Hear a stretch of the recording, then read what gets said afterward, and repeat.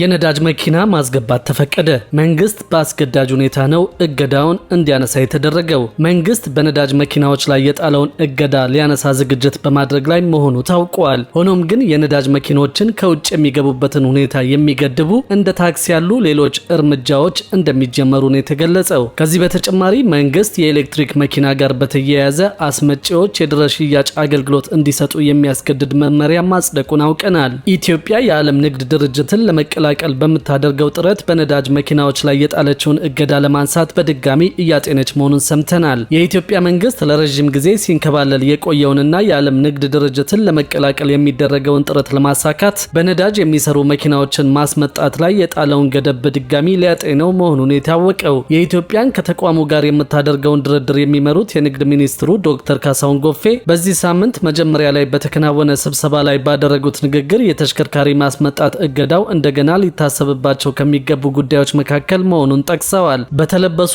አልባሳት ላይ የተጣለውን የማስመጣት እገዳ አንስተን ከዓለም ንግድ ድርጅት መስፈርቶች ጋር በሚስማማ መልኩ በሚመለከተው የጉምሩክ ቀረጥ ተክተነዋል ያሉት ዶክተር ካሳሁን ድርጅቱን ከመቀላቀላችን በፊት በነዳጅ የሚሰሩ መኪኖችና ባለሶስት ጎማ ተሽከርካሪዎች ላይ የተጣሉ ገደቦች ላይ በተመሳሳይ ለማንሳት አስበናል ሲሉ ተናግረዋል። የፌዴራል መንግስት ከ3 ዓመት በፊት ነበር በነዳጅ የሚሰሩ መኪናዎችን በማገድ ወደ ኤሌክትሪክ መኪናዎች ፊቱን ለማዞር የሚያደርገውን ጥረት በይፋ ያሳወቀው። ሆኖም የዓለም ንግድ ድርጅትን ለመቀላቀል ከሚቀመጡ ጉዳዮች አንደኛው ወደ ሀገር ውስጥ የሚገቡ ምርቶችን አለማገድ በመሆኑ የነዳጅ መኪናዎች በድጋሚ መግባት እንዲችሉ ሊፈቀድላቸው እንደሚችል ከዚህ በፊት መዘገባችን ይታወሳል። በንግድ ሚኒስቴር ዓለም አቀፍ የንግድ ተደራዳሪ የሆኑት ታገስ ሙሉጌታ የዓለም ንግድ ድርጅት ደንቦች ኢትዮጵያ የማስመጣት ገደቦችን እንድታነሳ ቢያስገድዱም ይህ ማለት የማስመጣት አዝማሚያዎች ከ3 ዓመት በፊት ወደ ነበሩበት ሁኔታ ይመለሳሉ ማለት እንዳልሆነ ግን ገልጸዋል። በዓለም ንግድ ድርጅት መስፈርቶች መሰረት ሀገሮች ከውጭ የሚገቡ ምርቶችን መገደብ አይችሉም። የዓለም ንግድ ድርጅት አባል መሆን ከፈለግን ከውጭ የሚገቡ ምርቶችን መከልከል አንችልም። የሸቀጦች ነጻ ዝውውር በዓለም ንግድ ድርጅት ህጎች መሰረት መሰረታዊ መስፈርቶች ናቸው። ሚኒስቴሩ በሚቀጥሉት የድርድር መድረኮች ይህንን ማሳወቅ ስለሚፈልግ ኢትዮጵያ በመኪናዎቹ ላይ የተጣሉትን ገደቦች እንደምታነሳ መጥቀስ ያስፈልጋል ሲሉ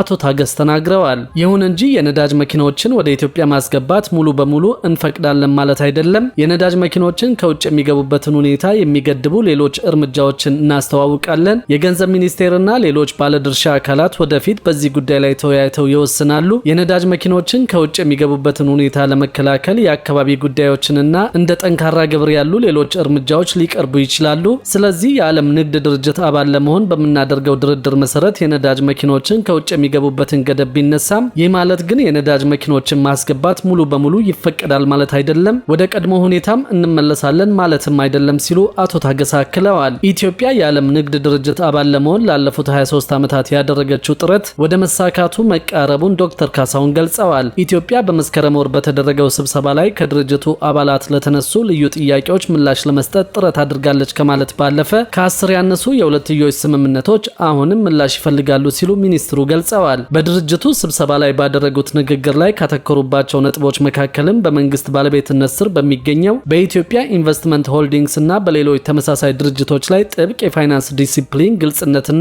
ዓለም አቀፍ የሂሳብ አያያዝ ደረጃዎችን ማስፈጸም የሚሉት ይገኙባቸዋል። ገለልተኛ የሙያ ቦርድ በመመደብና ግልጽ የሆኑ የአፈጻጸም መለኪያዎችን በማስተዋወቅ መንግስት የፖለቲካ ዓላማዎችን ከኮርፖሬት አስተዳደር ለይቶ በንቃት እየለየ ነው። የመንግስት ተቋማት ቅልጥፍናን፣ ትርፋማነትንና ተወዳዳሪነትን ቅድሚያ በሚሰጥና የግል ዘርፍ አስተሳሰብ ያለው መሆኑን ያረጋግጣል። ቀደም ሲል የተዘጉ ዘርፎችንም ለግል ኢንቨስተሮች ስርዓት ባለው መንገድ ይከፍታል ሲሉ በወቅቱ ባቀረቡት ንግግር ላይ ገልጸዋል። መንግስት የኤሌክትሪክ መኪና ጋር በተያያዘ አስመጪዎች የድህረ ሽያጭ አገልግሎት እንዲሰጡ የሚያስገድድ መመሪያ ማጽደቁም ታውቋል። የኤሌክትሪክ መኪናዎችን ወደ ሀገር ውስጥ የሚያስገቡ ነጋዴዎችና አከፋፋዮች ከእጅ በእጅ ሽያጭ በተጨማሪ የድህረ ሽያጭ አገልግሎትም እንዲሰጡ የሚያስገድድ መመሪያ ተዘጋጅቶ ስራ ላይ መዋሉን የትራንስፖርትና ሎጂስቲክስ ሚኒስቴር ነው ያስታወቀው። በሚኒስቴር መስሪያ ቤቱ የትራንስፖርት አገልግሎት ቁጥጥር ዘርፍ አማካሪ አቶ አሰፋ ሀዲስ በተያዘው በጀት ዓመት ተግባራዊ የተደረገው መመሪያ አስመጪዎች መኪናዎችን አስመጥቶ መሸጥ ላይ ብቻ የነበራቸውን የተለመደ አሰራር የሚቀይር ነው ሲሉ ገልጸዋል። አዲሱ መመሪያ አስመጪዎች ለገበያ ለሚያቀርቧቸው ምርቶች ሙሉ ኃላፊነት እንዲወስዱ የሚያስገድድ እንደሆነም አማካሪው ጠቁመዋል። ሚኒስቴሩ መመሪያውን ለመተግበር 3 መሰረታዊ መመዘኛዎችን ያስቀመጠ ሲሆን አስመጪዎች ለሚያስገቧቸው የኤሌክትሪክ መኪናዎች በቂ የመለዋወጫ ዕቃዎችን እንዲያቀርቡ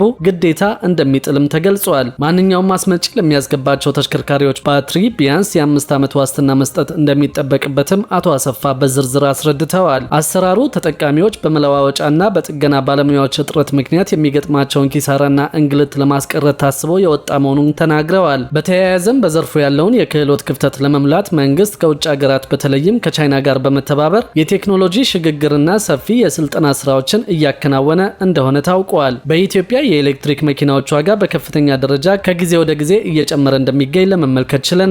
በኤሌክትሪክ ተሽከርካሪዎች ላይ የዋጋ ጭማሪ የታየው ከኢራን ጦርነት ቀደም ብሎ ሲሆን የዋጋ ጭማሪው ከጦርነቱ ወዲህ ደግሞ እንደተባባሰ ታውቋል። ከትንንሽ መኪኖች ብንነሳ ከ400 ሺህ ብር ጀምሮ እስከ 1 ሚሊዮን ብር ዋጋቸው የጨመሩ አሉ። ለጭማሪው ዋነኛ ምክንያት የማጓጓዣ ዋጋ መጨመሩ ነው ሲሉ የአውቶሞቲቭ ጉዳዮች ተንታኙ አቶ ብሩክ አወቀ ተናግረዋል። በጦርነቱ ምክንያት በተፈጠረው የባህር ላይ እንቅስቃሴ መስተጓጎል ምክንያትም በመርከብ በአንድ ኮንቴነር ከ2500 እስከ 4000 ዶላር ጭማሪ እንዳለ አቶ ብሩክ ጠቅሰዋል። ጭማሪው በተጋነነ መልኩ በኤሌክትሪክ መኪናዎች ላይ ቢታይም በነዳጅ የሚሰሩ አነስተኛ መኪኖች ላይም ጭማሪ እንደተስተዋለ ገልጸዋል። ለምሳሌ ሱዙኪ ዲዛይር መኪና ከዚህ ቀደም ይሸጥ የነበረው 3 ሚሊዮን 300 ሺህ ሲሆን አሁን ዋጋው ከ4 ሚሊዮን 300 ሺህ በላይ እንደደረሰ ታውቋል። የኢትዮጵያ የመኪና ገበያ ላይ ጭማሪ ሲደረግ አዳዲሶቹ ብቻ ሳይሆን አገልግሎት የሰጡም ዋጋቸው እንደሚወደዱ ባለሙያው ተናግረዋል። ከውጭ ከሚገቡ የኤሌክትሪክና የነዳጅ መኪኖች በተጨማሪ በአገር ውስጥ የሚመረቱ ወይም የሚገጣጠሙ መኪናዎች ላይም ጭማሪው እንደሚስተዋል ተጠቅሷል። አቶ ብሩክ ለውጡን ሲያብራሩ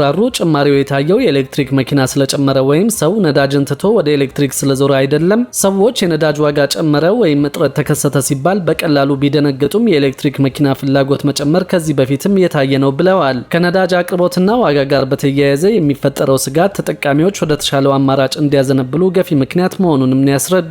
በኢትዮጵያ አብዛኛው የመኪና ግዢ የሚከናወነው መካከለኛ ገቢ ባለው የማህበረሰብ ክፍል መሆኑን በመጥቀስም በብዛት የሚሸጡት በዋጋቸው አነስ ያሉት የቢዋይዲ ተሽከርካሪዎች መሆናቸውን የአውቶሞቲቭ ጉዳዮች ተንታኙ ተናግረዋል። አንድ ጊዜ ቻርጅ ተደርጎ እስከ 400 ኪሎ ሜትር የሚጓዘው የቢዋይዲ መኪና አይነት ከኢራን ጦርነት በፊት ወደ 3 ሚሊዮን 300 ሺህ ይሸጥ የነበረ ሲሆን አሁን ዋጋው እስከ 3 ሚሊዮን 800 ሺህ ብር እንደደረሰ ታውቋል።